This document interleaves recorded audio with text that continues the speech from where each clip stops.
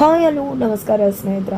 ಕೊನೆಗೂ ಕೂಡ ಭದ್ರಾ ಹಾಗೆ ವಿನಂತಿ ಮದುವೆ ದಿನ ಬಂದೇ ಬಿಟ್ಟದ. ಅಂದೇ ವಿದ್ಯಾ ಕೂಡ ಸುಮಂಗಲಿ ಪೂಜೆಯನ್ನು ಇಟ್ಕೊಂಡಿದ್ದಾಳೆ. ಹಾಗಿದ್ರೆ ಅಂದು ಏನಾಯಿತು, ಏನು ಕಥೆ, ಇದು ಎಲ್ಲವನ್ನ ಕೂಡ ತಿಳ್ಕೋಬೇಕು ಅಂದರೆ ಈಗಲೇ ನಮ್ಮ ಈ ಚಾನಲ್ನ ಸಬ್ಸ್ಕ್ರೈಬ್ ಮಾಡಿ, ಹಾಗೆ ಒಂದು ವಿಡಿಯೋವನ್ನು ಪೂರ್ತಿಯಾಗಿ ನೋಡೋದನ್ನು ಯಾವುದೇ ಕಾರಣಕ್ಕೂ ಕೂಡ ಮರಿಬೇಡಿ. ಅಲ್ಲಿ ಸಾವಿತ್ರಿ ಅವರು ಎಲ್ಲವನ್ನ ಕೂಡ ಅಚ್ಚುಕಟ್ಟಾಗಿ ಮಾಡಬೇಕು ಅಂತ ತೀರ್ಮಾನ ಮಾಡಿಕೊಂಡಿದ್ದಾರೆ. ಅದೇ ಕಾರಣಕ್ಕೆ ಚಪ್ರಶಾಸ್ತ್ರದ ಪೂಜೆಯನ್ನು ಕೂಡ ಮಾಡಿಸ್ತಿದ್ದಾರೆ ತನ್ನ ಮಗಳಿಂದ. ಚಪ್ರದ ಶಾಸ್ತ್ರದ ಪೂಜೆ ಆದ ನಂತರ ಇಲ್ಲಿ ವಿನಂತಿ ಸೀರೆ ತಗೊಂಡು ವಿದ್ಯಾರ್ಥಕ್ಕಂತ ಗುಡಿಸಲಿಗೆ ಬರ್ತಾಳೆ. ಆ ಒಂದು ಶೆಡ್ಗೆ ಬಂದದ್ದೇ ಇಲ್ಲಿ ವಿದ್ಯಾಳನ್ನು ರೇಗಿಸಿ ಮಾತಾಡ್ಸೋಕ್ಕೆ ಮುಂದಾಗ್ತಾರೆ. ಈ ಕಡೆ ವಿದ್ಯಾ, ಏನಿದು ಅಕ್ಕ ನೀನು ಇಲ್ಲಿಗೆ ಬಂದದ್ದು ಅಂತ ಹೇಳಿ ಕೇಳ್ತಿದ್ರೆ, ಏನಿಲ್ಲ ತಂಗಿ, ಪಾಪ ನನ್ನ ತಂಗಿ ನೋಡ್ಕೊಂಡು ಹೋಗೋಣ ಅಂತ ಬಂದೆ ಅಂತ ಹೇಳ್ತಿದ್ದಾರೆ. ನನ್ನನ್ನು ನೋಡ್ಕೊಂಡು ಹೋಗೋದೇನಿದೆ, ನಾನು ಆರಾಮಾಗೇ ಇದ್ದೀನಿ, ಖುಷಿಯಾಗೇ ಇದ್ದೀನಿ ಅಂತ ಹೇಳಿ ವಿದ್ಯಾ ಹೇಳಿದಾಗ, ಪಾಪ ನಿನ್ನ ಮೊದಲನೇ ಹೆಂಡತಿ ಸ್ಥಾನ ಹೋಗ್ಬಿಡ್ತಿದ್ಯಲ್ಲ, ಅದಕ್ಕೆ ಬೇಜಾರಾಗ್ತದ ಅಂತ ಹೇಳಿ ವಿನಂತಿ ಹೇಳಿದಾಗ, ನಾನೇನು ಯಾರನ್ನು ಬಲವಂತ ಮಾಡಿಕೊಂಡು ಮದುವೆ ಆಗಿ ಇಲ್ಲಿಗೆ ಬಂದವಳಲ್ಲ ಅಂತ ಹೇಳಿ ವಿದ್ಯಾ ಹೇಳ್ತಾರೆ. ಇವತ್ತು ಏನೇ ಮದುವೆ ಆಗಿದ್ರು ಅದನ್ನು ಪ್ರೀತಿಗೆ ಹೇಗೆ ತಿರುಗಿಸ್ಬೇಕು, ಜೊತೆಗೆ ಭದ್ರಾ ಮಾವನ ಮನಸ್ಸನ್ನು ನಿನ್ನನ್ನು ಹೇಗೆ ಕಳಿಸ್ಬೇಕು ಅನ್ನೋದು ನನಗೆ ತುಂಬ ಚೆನ್ನಾಗಿ ಗೊತ್ತಿದೆ ಅಂತ ಹೇಳಿ ವಿನಂತಿ ಹೇಳಿದಾಗ, ಹಗ್ಲು ಕನಸು ಕಾಣ್ತಿದ್ಯಾ ಪಾಪ, ಹಗ್ಲು ಕನಸೆಲ್ಲ ಕಾಣ್ತಿರು, ನಿನಗೆ ನಿರಾಸೆ ಆಗುತ್ತಲ್ವ ಅಂತ ವಿದ್ಯಾ ಹೇಳಿದಾಗ, ನಾನು ಯಾವುದೇ ರೀತಿಯ ಹಗ್ಲು ಕನಸು ಕಾಣಿಸ್ತಿಲ್ಲ, ಎಲ್ಲ ವ್ಯವಸ್ಥೆ ಕೂಡ ಆಗ್ತದೆ ನನ್ನ ಮದುವೆಗೆ ಅಂತ ವಿನಂತಿ ಹೇಳಿದಾಗ, ಮದುವೆ ನಡೆದ್ರೆ ತಾನೇ ಪಾಪ ನೀನು ಇಷ್ಟು ಖುಷಿ ನಿಜ ಆಗೋದು, ಯಾವುದೇ ಕಾರಣಕ್ಕೂ ಮದುವೆನೂ ನಡೆಯಲ್ಲ, ನೀನು ಅಂದ್ಕೊಂಡಿರೋದು ಏನೂ ಕೂಡ ಆಗೋದಿಲ್ಲ, ಹಗ್ಲು ಕನಸು ಕಾಣಲೇಬೇಡ ಅಂತ ವಿದ್ಯಾ ಹೇಳ್ತಾರೆ. ಎಲ್ಲ ವ್ಯವಸ್ಥೆ ಕೂಡ ಆಗ್ತದೆ, ನೀನೇನು ಮದುವೆ ನಡೆಯೋದಿಲ್ಲ ಅಂತ ಹೇಳೋದು ಅಂತ ಹೇಳಿ ವಿನಂತಿ ಹೇಳಿದಾಗ, ಹೌದೌದು ಅಲ್ಲೊಬ್ಬ ದೇವ್ರಿದ್ದಾನೆ, ನಾವಿಲ್ಲಿ ಏನೇ ವ್ಯವಸ್ಥೆ ಮಾಡಿದ್ರು ಅವನು ಏನು ವ್ಯವಸ್ಥೆ ಮಾಡಿರ್ತಾನೋ ಅದೇ ಆಗೋದು ಅಂತ ವಿದ್ಯಾ ಹೇಳಿದಾಗ ವಿನಂತಿ ರೊಚ್ಚುಗೆ ರೊಚ್ಚುಗೆದ್ದಿದ್ದೆ, ನಿನಗೆ ತಂಗಿ ಸ್ಥಾನ ಹೋಗ್ತಿದೆ ಅನ್ನೋ ನೋವು ಜೊತೆಗೆ ನಿನಗಿನ್ನೂ ಅಹಂಕಾರ ಹೋಗಿಲ್ಲ ಅಲ್ವಾ, ನೋಡ್ತಾ ಇರು ನಿನ್ನ ಅಹಂಕಾರವನ್ನು ಹೇಗೆ ಇಳಿಸ್ತೀನಿ, ಹೇಗೆ ಕೊಬ್ಬನ್ನು ಕರಗಿಸ್ತೀನಿ ಅಂತ ಹೇಳಿ ವಿನಂತಿ ವಿದ್ಯಾಗೆ ಚಾಲೆಂಜ್ ಮಾಡ್ತಾರೆ. ತುಂಬ ಹಾರಾಡಬೇಡ ಅಕ್ಕ, ನೀನು ಅಂದ್ಕೊಂಡಾಗೆ ಏನೂ ಕೂಡ ಆಗೋದಿಲ್ಲ, ಈ ಸೀರೆ ತಂದುಕೊಟ್ಟಿದ್ಯಾ, ಒಳ್ಳೆ ಕಾರ್ಯಕ್ಕೆ ಈ ಸೀರೆ ಹಾಕ್ಕೊಳ್ಳೇಬೇಕಲ್ವಾ, ಖಂಡಿತ ಈ ಸೀರೆನ ನಾನು ಉಟ್ಕೋತೀನಿ, ಪಾಪ ನಿನ್ನ ಮದುವೆ ಆಗತ್ತೆ ಅಂತ ಖುಷಿಯಾಗಿದೆಯಾ, ಬಟ್ ಅದು ಯಾವುದೇ ಕಾರಣಕ್ಕೂ ಕೂಡ ನಡೆಯೋದಿಲ್ಲ ಅನ್ನೋ ಅರ್ಥದಲ್ಲಿ ಇಲ್ಲಿ ವಿದ್ಯಾ ವಿನಂತಿಗೆ ಮಾತನಾಡ್ತಾರೆ. ಕೊನೆಗೂ ಇಲ್ಲಿ ವಿದ್ಯಾ ಕೂಡ ವಿನಂತಿಗೆ ಚಾಲೆಂಜ್ ಹಾಕ್ತಾರೆ. ಇದರ ನಡುವೆ ಇಲ್ಲಿ ವಿದ್ಯಾ ತಂದೆ ಸುಮಂಗಲಿ ಪೂಜೆ ಇದೆ ಅಂತ ಹೇಳಿ ಎಲ್ಲ ಕಡೆ ಪೋಸ್ಟರನ್ನು ಅಂಟಿಸ್ತಿದ್ದಾರೆ. ಅಲ್ಲಿಗೆ ಜನಗಳು ಬಂದಿದ್ದ, ಏನದು ಚೆಲ್ವಾ, ಯಾವ ಪೋಸ್ಟರ್ ಅಂಟಿಸ್ತಿದ್ಯಾ ನೀನು, ಸುಮಂಗಲಿ ಪೂಜೆನಾ ಅಂದಾಗ, ಹೌದು ಸುಮಂಗಲಿ ಪೂಜೆ ಮಾಡ್ತಿದ್ದಾಳೆ ನನ್ನ ಮಗಳು, ಅದಕ್ಕೋಸ್ಕರ ಪೋಸ್ಟರ್ ಅಂಟಿಸ್ತಾ ಇದ್ದೀನಿ ಅಂತ ಹೇಳಿ ಚೆಲ್ವವರು ಹೇಳ್ತಾರೆ. ಎಲ್ಲಿ ಏನು ಅಂದಾಗ, ಅಯ್ಯೋ ದೊಡ್ಡ ಮನೆ ಸೊಸೆ ನನ್ನ ಮಗಳು ಅಂದಮೇಲೆ ಅಲ್ಲೇ ಪೂಜೆ ಮಾಡ್ತಾಳಲ್ವ, ನೀವು ಎಲ್ಲರೂ ಕೂಡ ಬರಬೇಕು ಅಂತ ಹೇಳಿ ಕರೀತಾರೆ ಚೆಲ್ವವರು. ಖಂಡಿತ ಹೋಗ್ತೀವಿ, ಹೋಗದೇ ಇರ್ತೀವ ಸುಮಂಗಲಿ ಪೂಜೆಗೆ, ಆದರೂ ಕೂಡ ಮನೆ ಮನೆಗೆ ಕರೆಯೋದಲ್ವ ವಾಡಿಕೆ, ಅದನ್ನು ಬಿಟ್ಟು ಏನಿದು ಪೋಸ್ಟರ್ ಎಲ್ಲ ಅಂಟಿಸೋದು ಅಂತ ಹೇಳಿ ಜನಗಳು ಕೇಳ್ತಾರೆ. ಖಂಡಿತ ಆದರೆ ಇಂಥ ಒಂದು ವಾಡಿಕೆಯನ್ನು ನಾನು ಸೃಷ್ಟಿ ಮಾಡ್ತಿದ್ದೀನಿ, ಮುಂದೆ ನೋಡಿ ಎಲ್ಲರೂ ಇದನ್ನೇ ಫಾಲೋ ಮಾಡ್ತಾರೆ ಅಂತ ಹೇಳಿ ಚೆಲ್ವರು ಹೇಳ್ತಾರೆ. ಈ ಕಡೆ ಪೋಸ್ಟರ್ ಅಂಟಿಸ್ಬೇಕಿದ್ರೆ ಕಾರಲ್ಲಿ ಹೋಗ್ತಿರ್ತಕ್ಕಂಥ ಚಿತ್ರ ಅದನ್ನು ಓದಿದ್ದೆ, ಏನಿದು ಅಲ್ಲಿ ನೋಡಿದ್ರೆ ಮದುವೆ ವ್ಯವಸ್ಥೆ ಮಾಡ್ತಿದ್ದಾರೆ, ಈ ಮನುಷ್ಯ ನೋಡಿದ್ರೆ ಇಲ್ಲಿ ಸುಮಂಗಲಿ ಪೂಜೆ ಅಂತ ಪೋಸ್ಟರ್ ಅಂಟಿಸ್ತಾನಲ್ಲ ಅಂತ ಹೇಳಿ ಮನೆಗೆ ಹೋಗ್ತಿದ್ದಾಳೆ. ಅತ್ತ ಕಡೆ ಶಿವರಾಮೇಗೌಡರು ಮನೆಯವರು ಎಲ್ಲರೂ ಇರಬೇಕಿದ್ರೆ ಅಲ್ಲಿಗೆ ಸಾವಿತ್ರಿ ಬರ್ತಾರೆ. ಸಾವಿತ್ರಿ ಬಂದಿದೆ, ಹಣ ತಗೋ ಇನ್ವಿಟೇಷನ್ ಕಾರ್ಡ್ ಅಂತ ಹೇಳಿದಾಗ, ಏನಿದೆಲ್ಲ ಸಾವಿತ್ರಿ, ಮನೇಲೇ ಮದುವೆ ಆಗತ್ತೆ ಅಂತ ಹೇಳಿರಲಿಲ್ವ, ಇನ್ವಿಟೇಷನ್ ಕಾರ್ಡ್ ಎಲ್ಲ ಯಾತಕ್ಕೆ ಬೇಕಾಗಿತ್ತು ಅಂತ ಪ್ರಶ್ನೆ ಮಾಡ್ತಿದ್ದಾರೆ.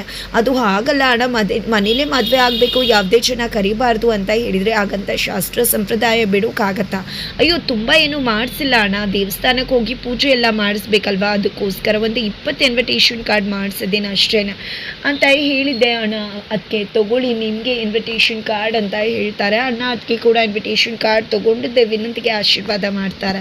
ನಂತರ ಚಿಕ್ಕಪ್ಪ ಕೂಡ ಆಶೀರ್ವಾದ ಮಾಡಿ ಇನ್ವಿಟೇಷನ್ ಕಾರ್ಡ್ ತಗೋತಾರೆ. ನಂತರ ಈಶ್ವರಿ ಮತ್ತು ಗೋವಿಂದ್ ಅವ್ರಿಗೂ ಕೂಡ ಆಶೀರ್ವಾದ ಬೇಕು ಅಂತ ಹೇಳಿ ವಿನಂತಿ ಅವ್ರಿಗೂ ಕೂಡ ಕಾರ್ಡ್ ಕೊಟ್ಟು ಆಶೀರ್ವಾದವನ್ನು ತಗೋತಾರೆ. ನಂತರ ಇಲ್ಲಿ ಈಶ್ವರಿಯವರು, ಏನಪ್ಪ ಇದು ಆಗ್ತಿರೋದು, 2ನೇ ಮದುವೆ ಕದ್ದು ಮುಚ್ಚಿ ಮಾಡ್ತಿದ್ದಾರೆ, ಅದಕ್ಕೆಲ್ಲ ಇನ್ವಿಟೇಷನ್ ಕಾರ್ಡ್ ಎಲ್ಲವೂ ಕೂಡ ಬೇಕಾ, ಏನು ಮರ್ಯಾದೆ ಇಲ್ಲದೆ ಇರೋ ಜನನೋ ಇವಳು ಅಂತ ಹೇಳಿ ಈಶ್ವರಿ ಮನಸ್ಸಲ್ಲಿ ಅನ್ಕೋತಾರೆ. ನಂತರ ಆದರೂ ಕೂಡ ಈಶ್ವರಿ, ಪರವಾಗಿಲ್ಲ ಎಲ್ಲನೂ ಶಾಸ್ತ್ರ ಸಂಪ್ರದಾಯದಂತೆ ಮಾಡ್ತಿದ್ಯಾ ನೀನು ಅಂತ ಈಶ್ವರಿ ಸಾವಿತ್ರಿಗೆ ಹೇಳಿದಾಗ, ಹೌದು ಅದಕ್ಕೆ ಮಾಡದೇ ಇರೋಕ್ಕಾಗತ್ತೆ, ಎಲ್ಲವನ್ನ ಶಾಸ್ತ್ರ ಸಂಪ್ರದಾಯದಲ್ಲೇ ಮಾಡಬೇಕಲ್ವ ಅಂತ ಕೂಡ ಸಾವಿತ್ರಿಯವರು ಹೇಳ್ತಾರೆ.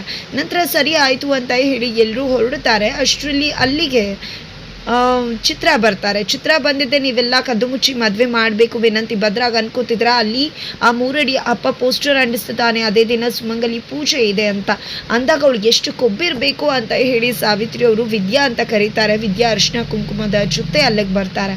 ಅಯ್ಯೋ ಏನಿದು ಅತ್ತೆ, ನನ್ನನ್ನು ಕರೀತಾ ಇದ್ದೀರಾ, ನಾನೇ ಬರಬೇಕು ಅಂತ ಅನ್ಕೊಂಡಿದ್ದೆ ಅಂತ ಹೇಳಿ ವಿದ್ಯಾ ಹೇಳಿದಾಗ, ಏನೇ ನಿಮ್ಮಪ್ಪ ನೀನು ಈ ಸೇರ್ಕೊಂಡು ಏನು ಮಾಡ್ತಿದ್ರ, ಸುಮಂಗಲಿ ಪೂಜೆ ಎಲ್ಲ ಯಾಕೆ ಇಟ್ಕೊಂಡಿದ್ರ, ಯಾರು ಕೇಳಿ ಇಟ್ಕೊಂಡೆ ನೀನು ಅಂತ ಸಾವಿತ್ರಿ ಪ್ರಶ್ನೆ ಮಾಡ್ತಾರೆ. ಯಾರು ಕೇಳಿ ಇಟ್ಕೋಬೇಕು, ಅಮ್ಮಮ್ಮನ ಕೇಳಿ ಇಟ್ಕೊಂಡೆ, ಈ ಮನೆ ದೊಡ್ಡವ್ರು ಅವರೇ ಅಲ್ವಾ, ಅವ್ರನ್ನ ಕೇಳಿದವ್ರು ಹ್ಞೂ ಅಂದರು ನಾನು ಇಟ್ಕೊಂಡೆ.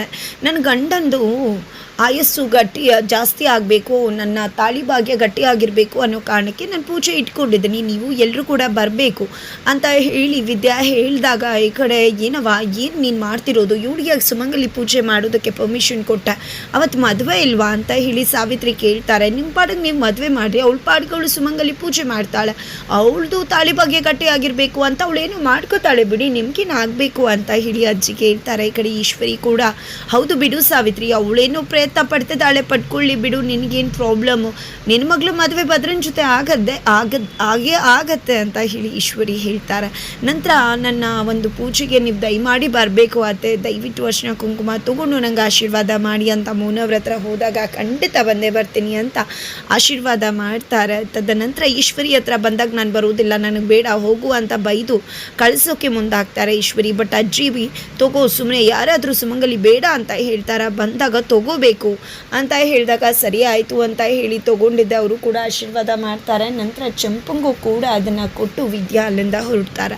ಆದರೆ ಇಲ್ಲಿ ಭದ್ರಾ ಮಾತ್ರ ತಲೆ ಕೆಡಿಸ್ಕೊಂಡ್ಬಿಟ್ಟಿದ್ದಾರೆ. ಇಲ್ಲ, ನನ್ನ ಮದುವೆ ದಿನ ಮನೇಲೇ ಇರಲ್ಲ, ಹೊಟ್ಟೋಗ್ಬಿಡ್ತೀನಿ ನಾನು, ಎಲ್ಲಿಗೂ ಆಗ ಮದುವೆ ಹೆಂಗೆ ನಡೆಯುತ್ತೆ, ಮದುವೆನೇ ನಡೆಯೋದಿಲ್ಲ ಅಂತ.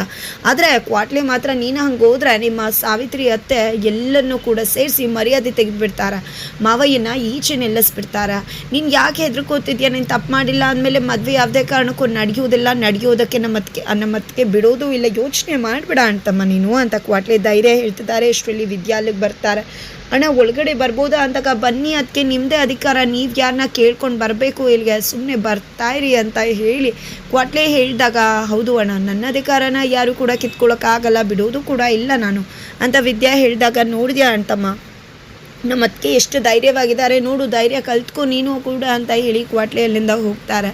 ಈ ಕಡೆ ದಯವಿಟ್ಟು ನೀವು ಹೆದರಬೇಕಾಗಿಲ್ಲ, ನಾನಿದ್ದೀನಿ ನಿಮ್ಮ ಜೊತೆ, ನೀವು ಯಾವುದೇ ರೀತಿ ತಪ್ಪು ಮಾಡಿಲ್ಲ, ಇದು ಆಗೋದಕ್ಕೆ ನಾನು ಬಿಡುವುದೂ ಇಲ್ಲ ಈ ಮದುವೆನ ಅಂತ ವಿದ್ಯಾ ಹೇಳಿ ಗಂಡಂಗೆ ಧೈರ್ಯ ಹೇಳ್ತಿರ್ತಾರೆ. ಅಷ್ಟರಲ್ಲಿ ಸುಮಿತ್ರಾ ಸಾವಿತ್ರಿ ಹಾಗೆ ವಿನಂತಿ ಅಲ್ಲಿಗೆ ಬರ್ತಾರೆ. ಈ ಕಡೆ ಅವರಿಬ್ಬರು ಮಾತಾಡ್ತಿರೋದನ್ನು ಹೊರಗಡೆ ನಿಂತು ಕೇಳಿಸ್ಕೊತಿದ್ದಾರೆ. ಅದನ್ನು ಗಮನಿಸಿದಂಥ ವಿದ್ಯಾ ತನ್ನ ಗಂಡನಿಗೆ ಮುತ್ತನ್ನ ಕೊಟ್ಟು, ಇಲ್ಲಿ ನಮ್ಮಿಬ್ಬರನ್ನ ದೂರ ಮಾಡೋಕ್ಕೆ ಯಾರೂ ಸಾಧ್ಯ ಇಲ್ಲ ಅನ್ಬೇಕಿದ್ರೆ ಇಲ್ಲಿ ಸಾವಿತ್ರಿ ಹಾಗೆ ವಿನಂತಿ ಹುಡ್ಕೊಂಡ್ಬಿಡ್ತಾರೆ. ಇಲ್ಲಿ ವಿನಂತಿ ಒಳಗಡೆ ಹೋಗ್ತೀನಿ ನಾನು ಅಂತಕ, ಸುಮ್ಮನೆ ಬಾ, ಏನೂ ಎಡ್ವರ್ಟ್ ಮಾಡಬೇಡ ಅಂತ ಅಮ್ಮ ಕರ್ಕೊಂಡು ಹೋಗ್ಬಿಡ್ತಾರೆ.